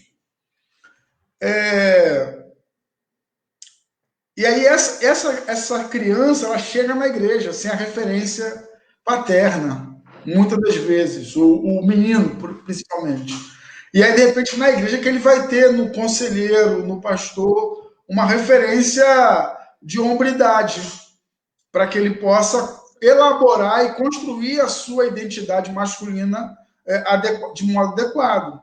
E é na igreja também que a menina vai construir uma identidade feminina adequada dentro de um contexto de organização. E aí a gente vai essas organizações para rapazes, para moças, porque também essa fase é uma fase muito tensa, é a fase justamente dos hormônios sendo mais elaborados aí, na faixa dos 16, 17 anos. Então, porque também tem muita... Eu conheço igrejas que tem um trabalho fantástico com embaixadores e mensageiras, e aí é tipo a ideia... eu não sei se é medieval ou se é antiga, certamente, de que o mundo não tinha um abismo, né? Então, chegou no final, acabou, caiu no abismo, porque não tem um segmento para dar naquele trabalho. Aí você vê hoje ministérios, por exemplo, em qualquer igreja, ministérios de homens e ministério de mulheres. Ministério de mulheres dá show em qualquer igreja, ministério de homens falham em praticamente todas elas, né? Apenas algumas. Eu fui parte de uma igreja que os homens se reuniam uma vez por ano, umas 3 semanas antes do aniversário da organização, eles se reuniam para preparar o culto de aniversário. Entende? Então, assim, a igreja precisa ser mais intencional nesse trabalho com os elementos desde a infância do homem e da mulher para reafirmar e para inculcar os valores bíblicos da masculinidade e da feminilidade. Por exemplo, eu vi uma entrevista com aquela repórter Andréa Sadi, ela conversando com o Hélio Negão, né, o Hélio Bolsonaro. E ela falando com orgulho que não sabia cozinhar. Entendeu? Então, assim, falhou alguma coisa aí, né? Eu acho que agora a gente não tem que tirar isso da menina, né? De ela aprender a cuidar da sua casa, aprender a... Acho que prazer. Tem que ampliar. Eu acho A que ter o homem prazer de também, fazer essas coisas, não por o homem obrigação, também tem mas que por fazer, aprender. né? Não é dizer que a menina não tem que aprender. O que acontece é o seguinte: a gente está botando as nossas meninas na escola para elas se prepararem para o mundo, para o mercado de trabalho, e elas não estão aprendendo a fazer nada. Aí vai casar lá na frente, como é que vai ser? Vai ficar comprando quentinha de plástico para poder fazer comida? Esquentar comida no micro-ondas? Né? Vai Olha o ficar. Sérgio Rosa aí, ó. Homem e mulher tem que saber cozinhar. Homem também, então, por isso que eu estou falando, tem que ampliar. Aí, por exemplo, numa organização de mensageira, oficina de culinária, faz para os embaixadores também. Eu aprendi a cozinhar depois de casado, foi a Vanessa que me ensinou a cozinhar. Aí é um déficit da nossa formação masculina. Porque na minha casa eu fui criado com duas irmãs mais novas. Uma tinha 2 anos mais novo do que eu e a outra 4 anos mais nova do que eu. Então, qual era a nossa atividade, tarefas domésticas? Eu cuidava do quintal e dos cachorros. Então, todo dia eu tinha que varrer o quintal, se estivesse crescendo mato, capinar o quintal, ajudar o meu avô nas construções, que parecia que ele estava construindo um prédio lá, né? Todo dia tinha uma obra para fazer. E as minhas irmãs cuidavam da casa e da cozinha, então elas se revezavam. Uma semana uma cuidava da casa, tirar o pó, botar o paninho, lembra aqueles bibelôzinhos? Tinha que tirar a poeira, botar no lugar. E a outra cuidava. E o meu avô e minha avó trabalhavam fora. Minha avó era diarista e meu avô, né, era porteiro, né, de edifício. Então, assim, as tarefas eram bem masculino e feminino. Então, quando eu casei, a Vanessa que me ensinou a fazer arroz, a fazer algumas coisas assim que eu não sabia fazer absolutamente nada. O que precisa acontecer agora? A gente precisa ensinar, e aí amplia. Não é retirar da menina, mas é ensinar também ao homem. Olha, você pode aprender a cozinhar, por quê? Porque você pode ter essa demanda também no seu contexto familiar. Agora, se num acordo conjugal, né, as mulheres também debatem contra isso, mas se num acordo conjugal aquele casal decidir ter uma formação tradicional, não, eu vou trabalhar para nós dois e eu vou cuidar da casa e dos filhos. Isso pode ser um acordo conjugal. Aí nesse caso, prevalece o ditado popular: ninguém mete a colher. É uma decisão conjugal. É né? verdade.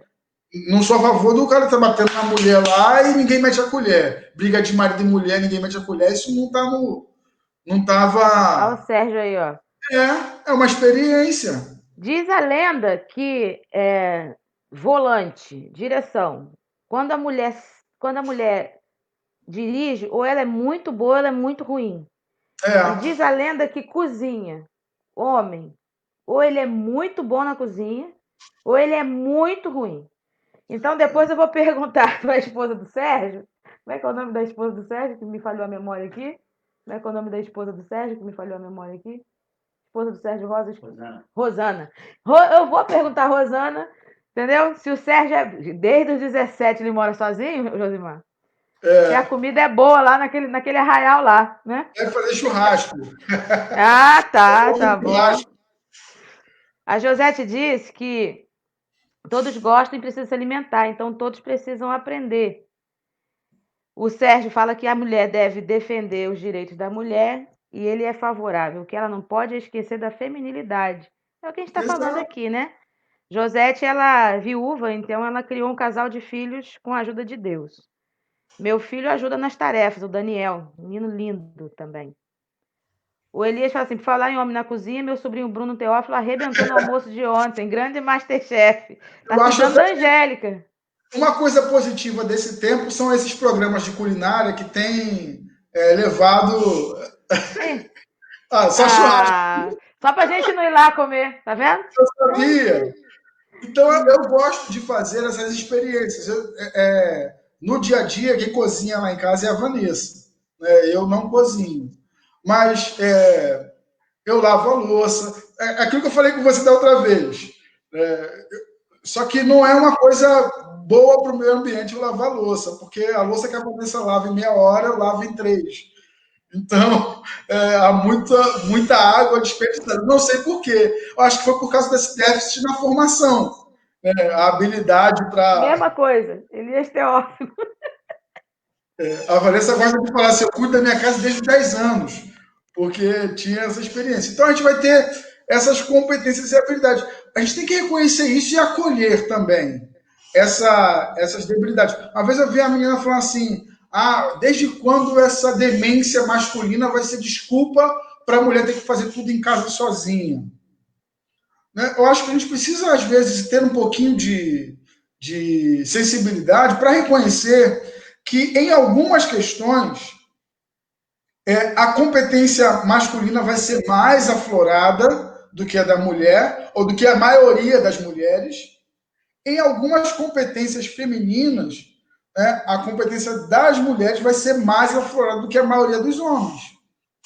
Então, esse reconhecimento vai ajudar a gente a perceber, inclusive, vamos voltar para o Gênesis, essa ideia da mulher adjutora, ou seja, que lhe seja não idônea, mas adequada. Essa complementaridade. Aí eu sou dessa ideia do complementarismo, de que homem e mulher se completam em muitos sentidos. Né? Não sei se em todos. Né? Porque uma vez o pastor Jeremias Pereira falou assim, eu não aceito desculpa de divórcio por incompatibilidade de gênero. Porque homem e mulher são incompatíveis. Totalmente. Falei isso aqui esses dias também.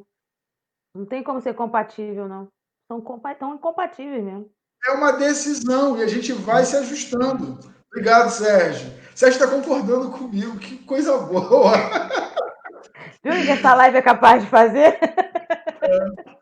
Então, assim, e aí, tentando fazer o link lá com a treliça, né, com a ideia da estrutura, Deus tem para nós, né, a igreja, Deus previu para a própria igreja próprias estruturas. Né? A gente incrementou mais, né? Tem templo, tem internet, tem um monte de coisa agora a igreja. Né?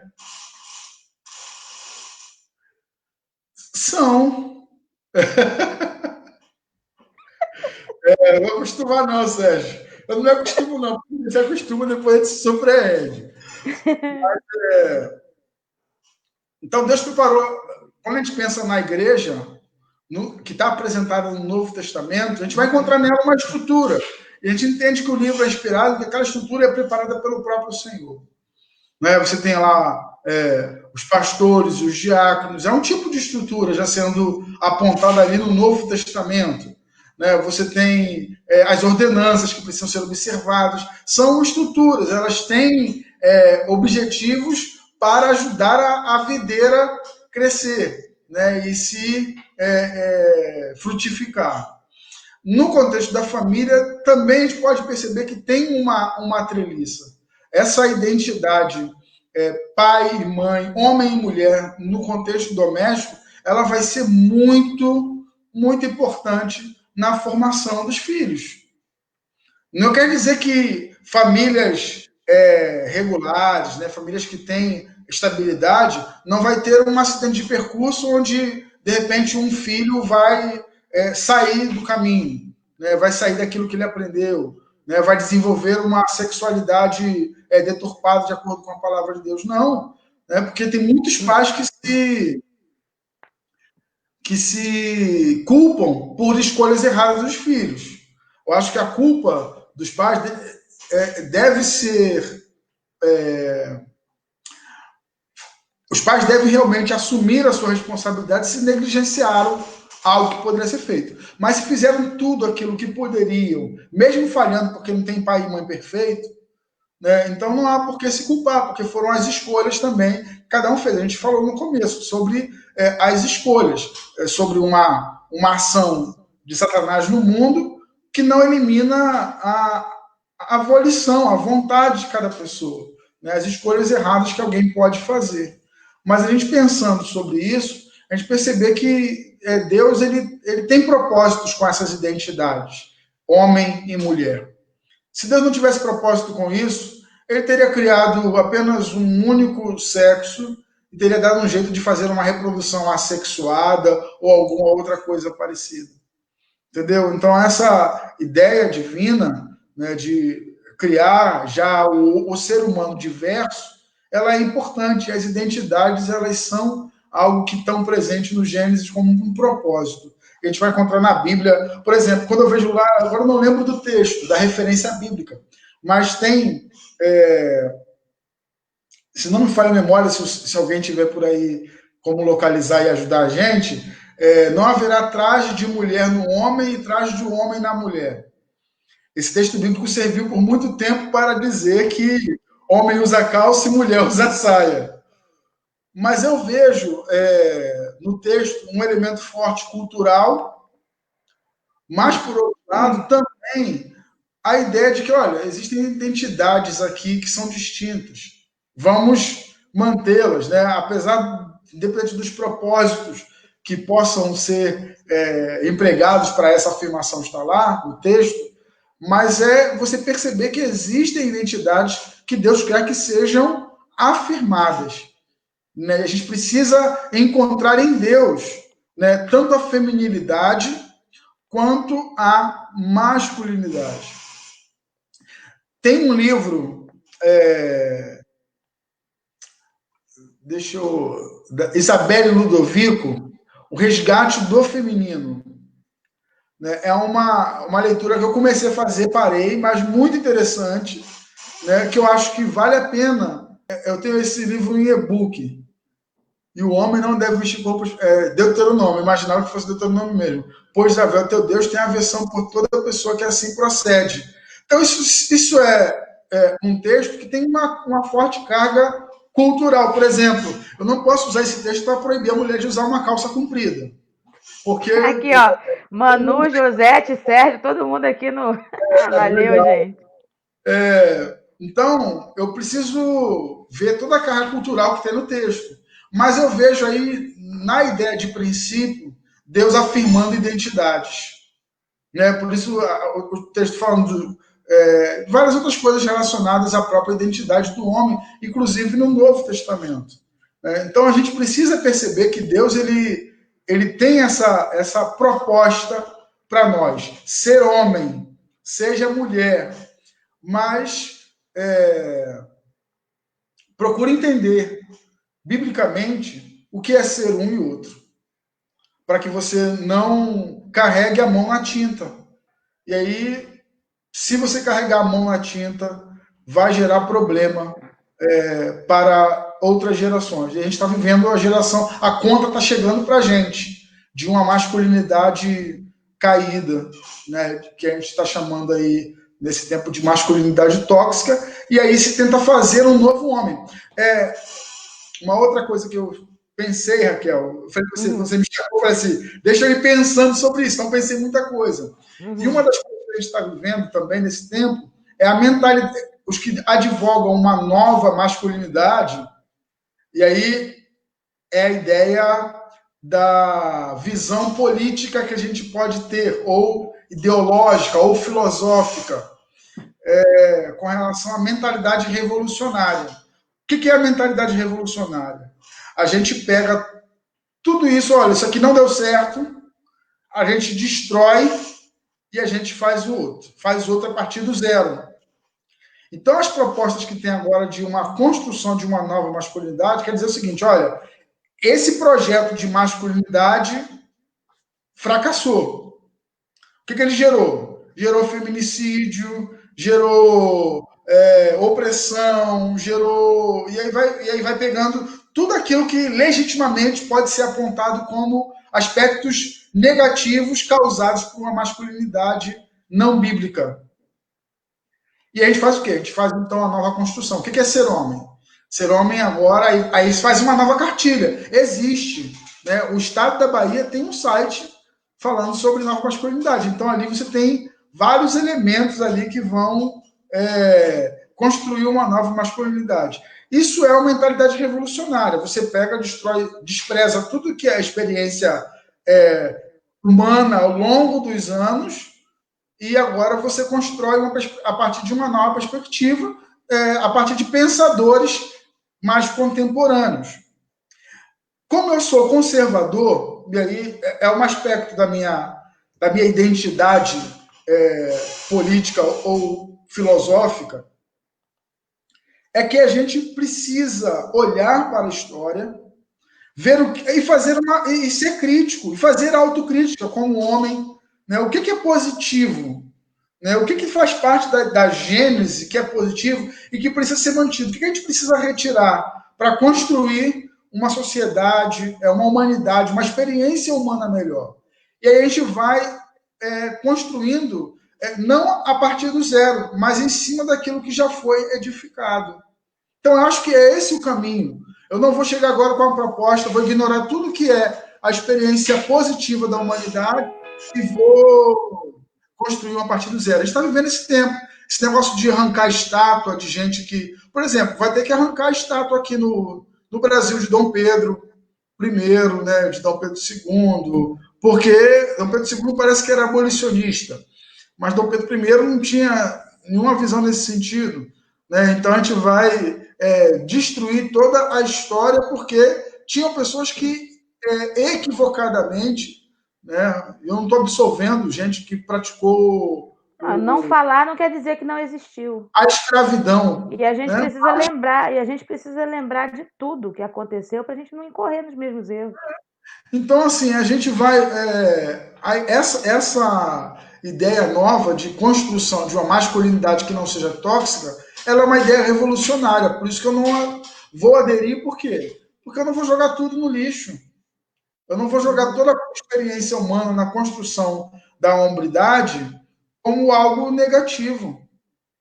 Então, quando eu digo, talvez eu vou dizer assim, olha, eu não vou dizer mais para o meu filho agora tá um rapaz, né? Mas eu não vou dizer para a criança, o menino, homem não chora. Mas eu posso dizer para o seu homem não chora à toa. Não fica assim igual a manteiga derretida. Porque ele precisa ter um pouco de... O homem ele precisa ter uma característica de firmeza, de ser alguém que tem a condição de proteger, inclusive, a sua esposa. Aí se eu for criar um molenga, um cara que vai... Que segurança essa mulher vai ter? Somente a dela mesma. Então eu entendo ainda... Aí esse é um aspecto que... Se eu falo isso da academia, por exemplo, de que o homem tem a função de proteger a sua família e a sua prole. Isso é rechaçado. Seria rechaçado no ambiente acadêmico, por que não? Não tem que fazer isso, não. Mas quando o camarada lá em Las Vegas ficou lá de um prédio atirando em todo mundo, uma mulher foi salva por quê? Porque o marido, não tendo para onde correr, não sabendo de onde os tiros vinham, o que ele fez?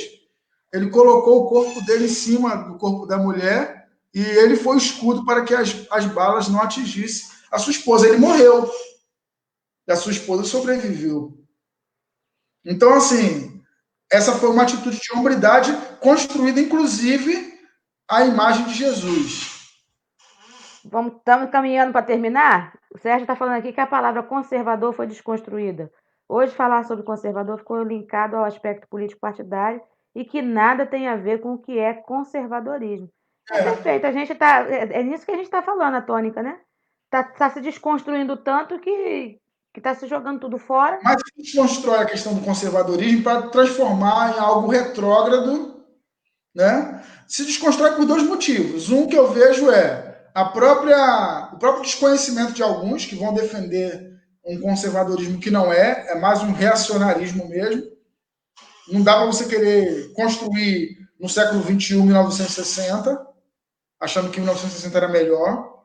Então isso é reacionarismo. O conservadorismo é uma filosofia de pensamento onde você não despreza a tradição ela é importante, a igreja é importante, ou seja, aquilo que a sociedade construiu ao longo dos anos, ele vai ser um elemento para a construção futura. E aí, quando a gente olha para a ideia do o homem não chora, que se falava para o menino quando ele era criança, talvez não se diga mais dessa maneira. Mas há que se dizer e ensinar para o menino que ele não pode ser um molenga, de que ele tem que ter sustância, como diz o Jeremias Pereira. E não tem outro jeito de falar isso, não, é assim mesmo.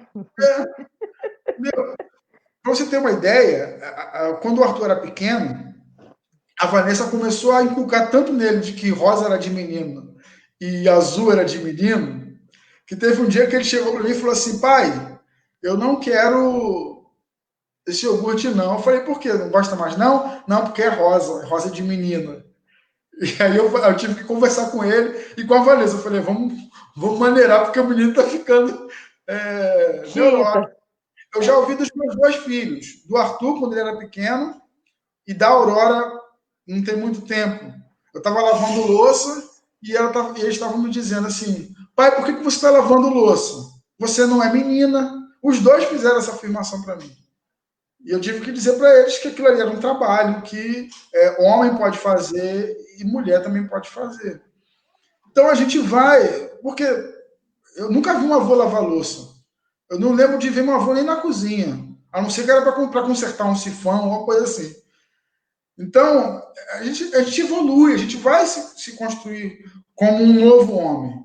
Só que não é desprezando aquilo que a Bíblia diz, não é desprezando aquilo que a própria tradição traz de positivo, que a gente vai construir uma masculinidade melhor. O problema está, às vezes, nesses elementos. Eu acho que a preocupação que o homem precisa ter, será que eu não estou oprimindo? Será que eu não estou, em vez de ser esse marido que ama, como a Bíblia exorta, né, amar a esposa como Cristo amou a igreja, será que ao invés disso, eu não estou sendo um marido que, em vez de ser bênção na vida da minha esposa, eu estou sendo uma prisão? Porque talvez você tenha até tido mais experiência, mas eu já tive experiências com mulheres que são isso na demanda pastoral, de mulheres que se separaram do marido, e é uma grande libertação. Eu não quero mais saber de marido nunca mais na minha vida. Por quê? Porque a experiência conjugal não foi positiva. Não se separaram só porque houve algum problema sério, mas porque houve uma grande opressão e marcou de tal maneira que eu não quero mais uma outra experiência de casamento. Eu vivo tão livre agora, tão plena, que eu não quero ter. Então, de onde que vem isso? Vem de uma masculinidade realmente tóxica. Né? Porque não são mulheres com pensamentos revolucionários ou feministas. São mulheres piedosas, gente crente, gente que entende a perspectiva bíblica, mas viveu uma experiência tão sofrida no casamento. E aí também tem o outro lado. Eu conheço gente de experiência de casamento que deu tão errado com o homem que resolveu experimentar mulher e diz, tá melhor essa experiência aqui do que a que eu tive com o homem. Nunca mais quero saber de homem.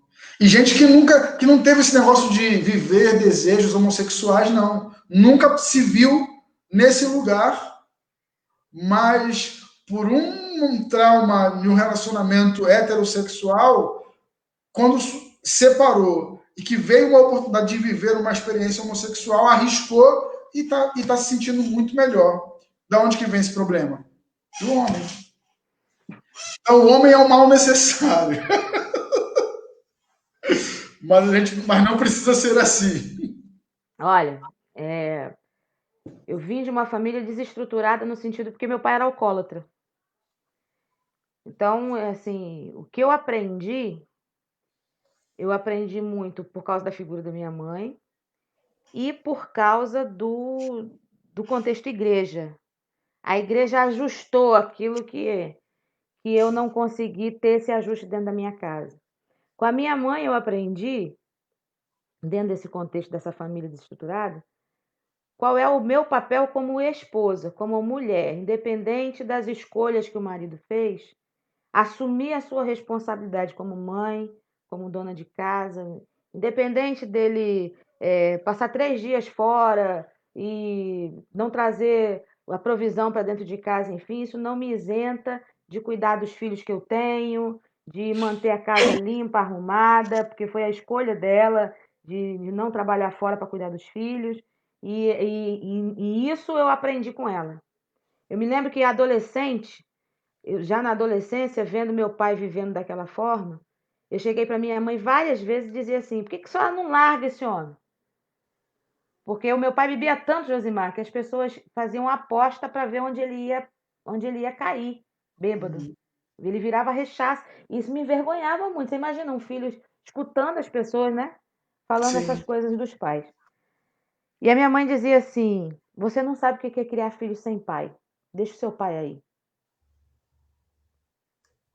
Aí eu ficava com raiva, com ódio, porque o meu temperamento do meu pai é muito parecido. Eu tinha ódio do meu pai, mas ódio de maquinar, assim, de pedir a Deus, assim, ele é motorista de ônibus, era motorista de ônibus, eu pedia a Deus, assim, podia bater com o ônibus, né, explodir o motor do ônibus e ele Acabar logo. desaparecer. Eu tô falando assim, porque isso aqui é a realidade de muitas crianças que eu convivo hoje também. E eu ficava sem falar com ele, às vezes eu levantava e ficava sem falar com ele, a minha mãe na cozinha olhava para mim e falava assim: eu não ouvi você pedindo a benção a seu pai. Depois de ele ter passado 3 dias fora. Uhum. Não quero. Volta lá e toma a benção a seu pai. Ele é seu pai. Mas o ódio, imagina. Benção, pai. Aí ele falava assim: Deus te dê vergonha. Eu ficava com mais ódio ainda. Mas a minha mãe falava assim: cala a boca. E era assim. Era assim. Era desse jeito. Mas ela sempre disse assim: você não sabe o que é criar filho sem pai. Por uma situação de fatalidade, porque aí, para poder eu me ver livre dessa situação toda, eu me casei muito cedo, e foi para me ver livre mesmo. Eu queria ter minha casa, queria ter minhas coisas, enfim. Então, eu me casei muito jovem, ia fazer 17 anos, e o marido também era muito jovem, 19 anos. Isso não quer dizer que isso não dê certo, porque eu já vi gente que casou com essa idade e está aí 40 anos casado. Mas o rapaz também não estava preparado. Quando a Débora fez 4 anos de idade, o pai foi embora. Ele resolveu ir embora. E hoje ele tem uma outra família, enfim, e já seguiu a vida, graças a Deus. Voltou para Jesus, enfim. Mas ele fez muita burrada. E nesse meio tempo, eu soube o que é criar filho sem pai. Pai presente. Uhum. Mas como eu descobri pela igreja que a minha mãe, mesmo na falta de entendimento bíblico, minha mãe foi aceitar Jesus depois de mim. Ela incutiu na minha cabeça que a presença do pai era uma segurança, que eu não estava entendendo o que era, mas era uma segurança para casa, para a família, que eu peguei e fui reproduzir isso com a Débora. A Débora, ela, com 4 anos de idade, ela já não tinha mais o pai perto dela. Mas tinha algumas coisas que minha mãe sempre fez comigo, eu fazia com ela também. Por exemplo, ela veio morar aqui em Campos para eu poder trabalhar no Rio. Eu não tinha com quem deixar, meus pais estavam aqui.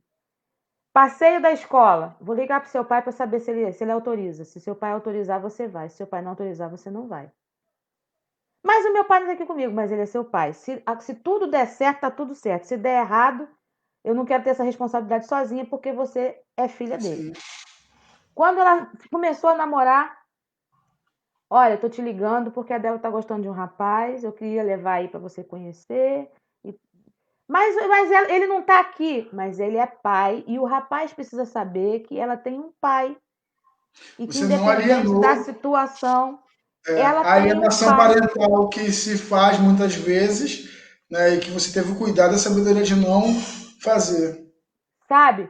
E eu vejo a importância disso hoje, Josimar, na família da minha filha. Na perspectiva dela, na convivência com o marido dela.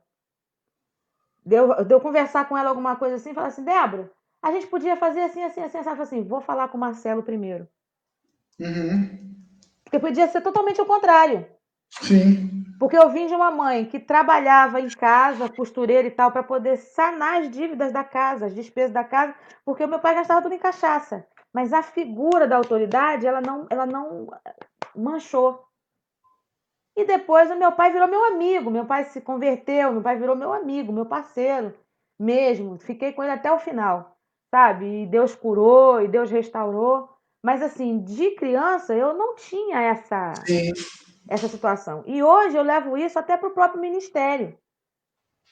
No todo esse embate de papel de homem, papel de mulher, o Manu, não sei se ainda está aqui. Existem coisas nas diretorias que eu participo, e isso não me diminui nada, não me sinto me diminuída de forma alguma, que eu tenho voz para falar, mas antes de eu falar alguma coisa, já é uma coisa minha. Eu chego pro presidente ou para alguém e falo assim, eu pensei nisso assim, assim. O que você acha? E o presidente chega para mim e fala assim, não está na hora de você falar isso não. Segura um pouquinho. Eu nunca saí perdendo. Uhum. Mas tem hora que ele pega e fala assim, a Raquel vai falar uma coisa.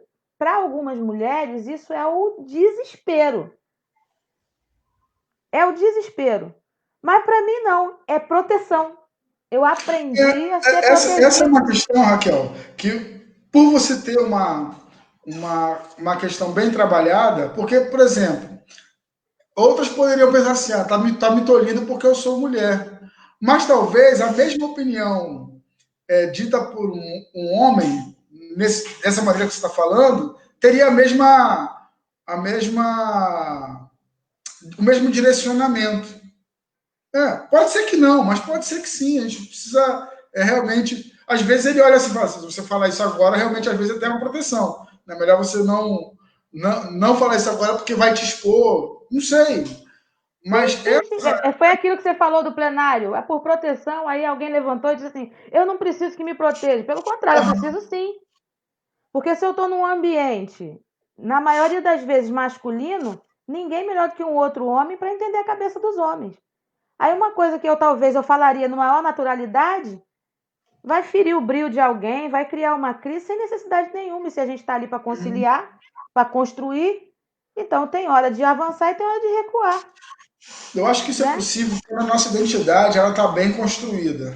Eu sei quem sou, independente de como me olham.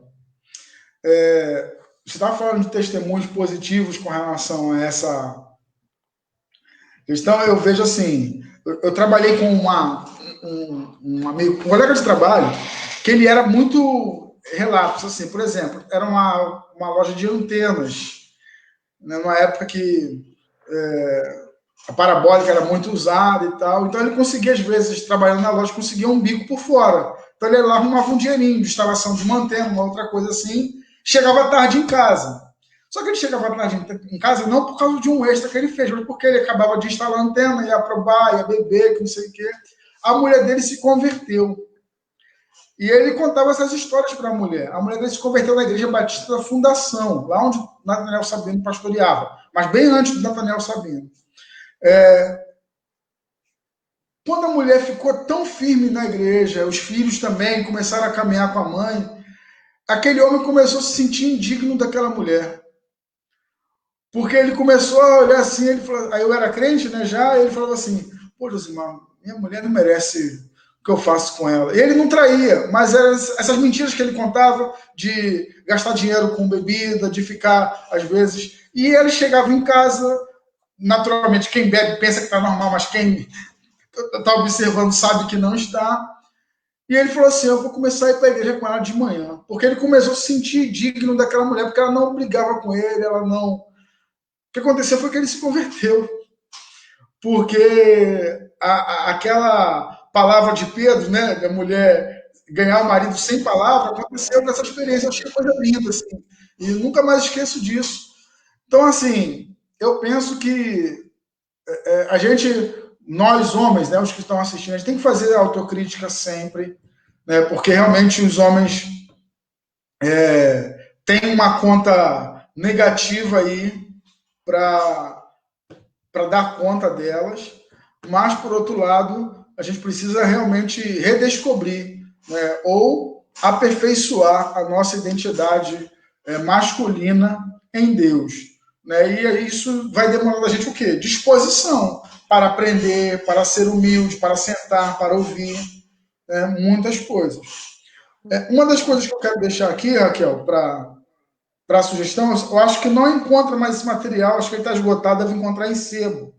Mas esse livro aqui é um livro muito interessante. Um Guia para a Vida dos Garotos. Editora Novo Século, mas eu acho que ele está esgotado. Mas em sebo, estante virtual, encontra. Né? Se você tem aí um menino na fase de pré-adolescência para educar, eu recomendo esse livro aqui. Que ele trata de vários assuntos, né, relacionados. Ó, ele começa com a mente masculina, mitos masculinos, aí nessa parte de mitos ele vai falar, homem não chora, isso é verdade? Né, e vai, pressão dos amigos, comunicação, namoro, a próxima geração de cavalheiros, depois fala da aparência, né, como é que o homem deve se comportar, se apresentar, sexo, explicando os mistérios, tentando entender um pouquinho, os meninos explicando um pouquinho sobre a cabeça das mulheres, né? E, por último, a parte da alma, família, amigos, fé. Né? É um livro de um autor católico. Como é que é o nome? É um guia? Tá? Como é que é o nome do livro? Um guia? É Um Guia para a Vida dos Garotos. Uhum. Tá? Eu acho que encontrei ele no estante virtual e talvez em alguns lugares que tenha ainda uma ponta de estoque. Tá? Então é ajudar a formar meninos aí, como disse se não me engano, o Spurgeon, né? Que ajudando a construir meninos para não ter que remendar homens. Isso aqui é o tema dos embaixadores do rei. Embaixadores. Né? Mas eu acho que foi o Spurgeon que falou isso. Meu amigo, muito obrigado. Eu sabia que esse papo ia render. Geralmente as minhas lives estavam começando assim, tendo 50 minutos, 1 hora.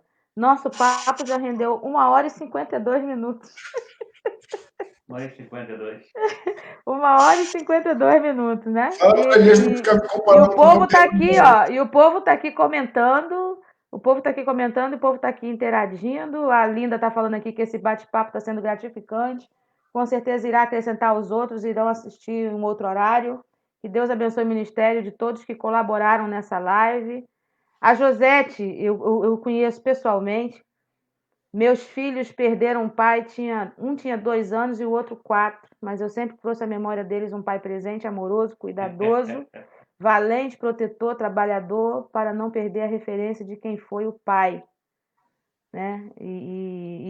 A José está falando que ela queria mais bate-papo, ó. E eu vi isso, eu presenciei isso por bastante tempo, porque nós fomos da mesma igreja aqui em São Francisco, da PIB de São Francisco, durante muito tempo, e eu vi a Josete fazer isso muitas vezes, sabe? E isso é gratificante para nós. Né? Ela falou aqui que tem de fato muitos homens destrutivos, opressores, mas não podemos generalizar como a sociedade tem ditado. Isso tudo, porque gente. eu vejo que esse é um pensamento que se pretende generalizá-lo para justamente desqualificar a identidade masculina. Aí, ó. E aí o Elias falando aí, ó. Você, Robelã e Raquel, muito nos acrescenta. Amigo, foi um prazer muito grande mesmo. Foi um prazer ver você, saber que você está bem. Saber que você está bem e poder compartilhar desse bate-papo. Com certeza, vamos ver se a gente ajusta a agenda para a gente trazer mais um assunto bacana. Tá bom. Se desejar, também gostei da experiência. Se alguém faltar aí, pode me mandar um zap que eu venho. Tá show de bola. Meu amigo, muito obrigado mesmo, tá? Que Deus te abençoe muito. Dá um beijo na Vanessa, no Arthur, na Aurora. Se Deus quiser, quando tudo isso passar, a gente está junto aí nas convenções, associações e bate-papos da vida. Tá bom? Para você que participou aí o tempo todo, muita gente passou aqui na timeline que eu não falei. Pastora Vanessa está aqui com a gente, Manu Mesa Barba, o Igor lá na nossa igreja, Gisele Viana, Eliseu Francisco, Iago Barreto, Grazi, Sérgio Rosa, Noêmia Catarina, Valdete Monteiro e tanta gente boa que passou por aqui. Muito obrigado vocês. Um beijo grande. Amanhã, se Deus quiser, a gente está de novo aqui. E aí, dentro desse padrão bíblico de masculinidade, a gente vai continuar falando sobre ele. Com o pastor Antônio Marcos, que é lá da Igreja Batista do Jardim Gláucia, da PIB do Jardim Gláucia. E ele é o líder dos homens batistas fluminenses. Né? No nosso estado, ele é que é o líder hoje, ele que está coordenando. E também tem um trabalho extenso da embaixada, né, Josemar? Sim. É embaixador no sangue ali, ó. E ele vai falar um pouco sobre o trabalho que ele tem feito na igreja dele, que treliça ele tem utilizado para que essa videira possa crescer forte, saudável e dar muito fruto em nome de Jesus. Tá bom? Eu vou pedir a Josimar para orar para a gente terminar. Vamos orar. Deus, nosso Pai, exaltado é o teu nome, Senhor. A tua grandeza está muito além, Senhor, do nosso entendimento. Mas nós te louvamos, ó Deus, porque o Senhor escolheu se aproximar de nós, se revelar a nós. E, ó Deus, é a partir da tua revelação que nós nos construímos como homens e mulheres. Senhor, num tempo onde se pretende revisar tantas essas questões dos papéis, ó Deus, masculino e feminino, sobretudo no contexto doméstico, familiar. Queremos pedir, ó Deus, a tua direção para que o povo do Senhor e todos aqueles que vierem a crer, ó Deus, na tua palavra, possam, ó Deus, se constituírem como homens e mulheres segundo os teus propósitos. Ó Deus, que não haja entre nós, ó Deus, as figuras de opressão, de subjugação, ó Deus, de menosprezo, mas que tenhamos, ó Deus, uma visão adequada, tanto da importância e relevância, ó Deus, do papel feminino no contexto familiar e social, quanto também, ó Deus querido, da visão do papel masculino nesse mesmo contexto familiar e social. Ó Deus, muito obrigado pela visão da Raquel de nos colocar, ó Deus, nesta live para crescermos e conversarmos, ó Deus. Porque conversando, são conversas sadias como essas, ó Deus, regadas pela tua palavra, pela direção do teu Espírito, que nos ajudam, ó Deus, a perceber onde está o acerto e onde nós estamos errando, para que possamos caminhar na tua direção. Abençoa cada pessoa que participou, Senhor, como ouvinte, interagindo, ó Deus querido, de alguma forma. E também pedimos por aqueles que vão, ó Deus, acessar esse vídeo e vão, ó Deus, também assistir e ser edificados. Que o Senhor também os abençoe e que todos, ó Deus, que estiverem ao acesso dessas propostas que foram colocadas aqui, dessa conversa, possam, ó Deus querido, ter o desejo de se construírem como homens e mulheres, e aí adjetivando-os, ó Deus, como homens e mulheres de Deus. Nós oramos assim, agradecidos, ó Pai, por esta manhã, em nome de Jesus. Amém. Filho conosco. Ele espera que nos juntemos vidas. Deus ainda age dessa maneira. Mas o que é nós e através de nós. Não é o que eu farei por Jesus, mas o que Ele fará em mim. Não é o meu próprio poder, mas o seu poder em mim. Não é o que Ele quer que eu faça, mas o que Ele quer que eu Josimar me atentou aqui que meu microfone estava mudo. Meio-dia, 6 horas e meia-noite, live de oração. Eu comecei esperando Josimar com essa canção. Essa cantata é Conhecendo da experiência com Deus, baseado naquele livro, Conhecendo Deus, Fazendo a Sua Vontade, Josimar. E essa canção, ela diz, né? Não é o que eu estou fazendo, é o que Deus quer que eu faça parte de um plano muito maior do que eu penso. E aí o que eu vou fazer? Eu vou embarcar nesse plano de Deus ou eu fico a parte disso?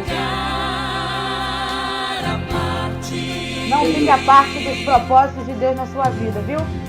Amém. Bom dia, bom almoço. Que Deus abençoe a sua vida, a sua casa, em nome de Jesus. Amém. Fique com Deus. Até amanhã. Não é o que